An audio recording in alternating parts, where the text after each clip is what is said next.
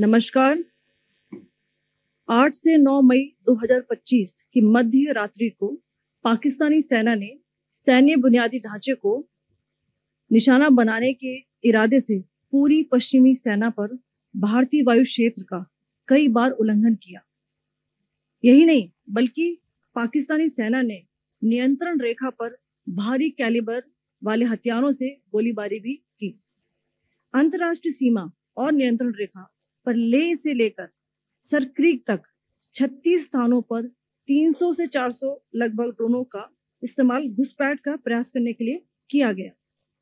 भारतीय सशस्त्र बलों ने काइनेटिक्स व नॉन काइनेटिक साधनों का उपयोग करके इनमें से कई ड्रोन्स को मार गिराया। इतने बड़े पैमाने पर हवाई घुसपैठों का संभावित उद्देश्य वायु रक्षा प्रणालियों का परीक्षण करना और खुफिया जानकारी इकट्ठा करना था। ड्रोन के मलबे की फोरेंसिक जांच की जा रही है। प्रारंभिक रिपोर्ट्स से पता चलता है कि वे तुर्की के असीस गार्ड सोंगर ड्रोन्स हैं।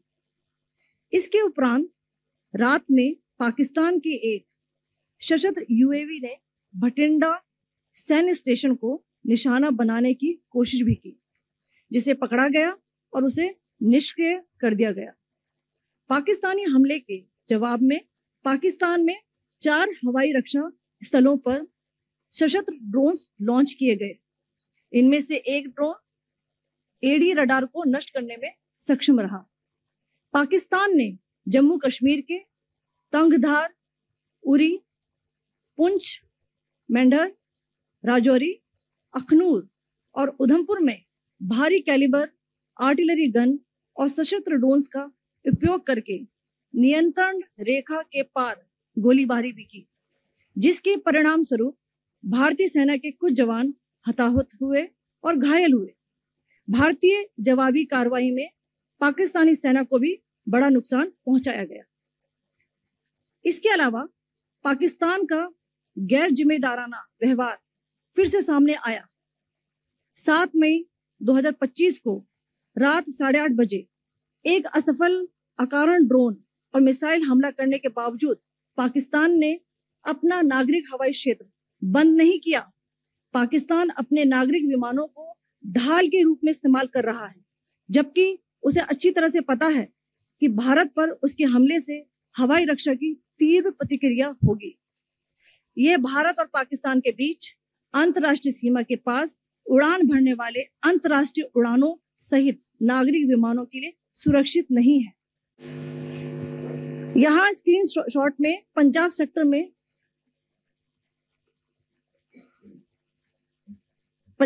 में हाई एयर डिफेंस अलर्ट स्थिति के दौरान एप्लीकेशन फ्लाइट रडार 24 का डेटा दिखाया गया है। जैसा कि आप देख रहे हैं, यहाँ पर भारतीय पक्ष का हवाई क्षेत्र घोषित बंद के कारण नागरिक हवाई यातायात से पूरी तरह से रहित है। कराची और लाहौर के बीच के हवाई अड्डे मार्ग पर नागरिक एयरलाइंस उड़ान भर रही है। हाई अलर्ट किया गया है विमान फ्लाइनेस एविएशन का एयरबस 320, जैसा कि आप यहाँ देख रहे हैं, जो कि शाम को 5:50 बजे दमम से शुरू हुआ और रात को 9:10 बजे लाहौर में उतरा। ये सारा डिटेल्स आप यहाँ देख रहे हैं। ये डिटेल्स यहाँ लिखा हुआ है। Can you see this?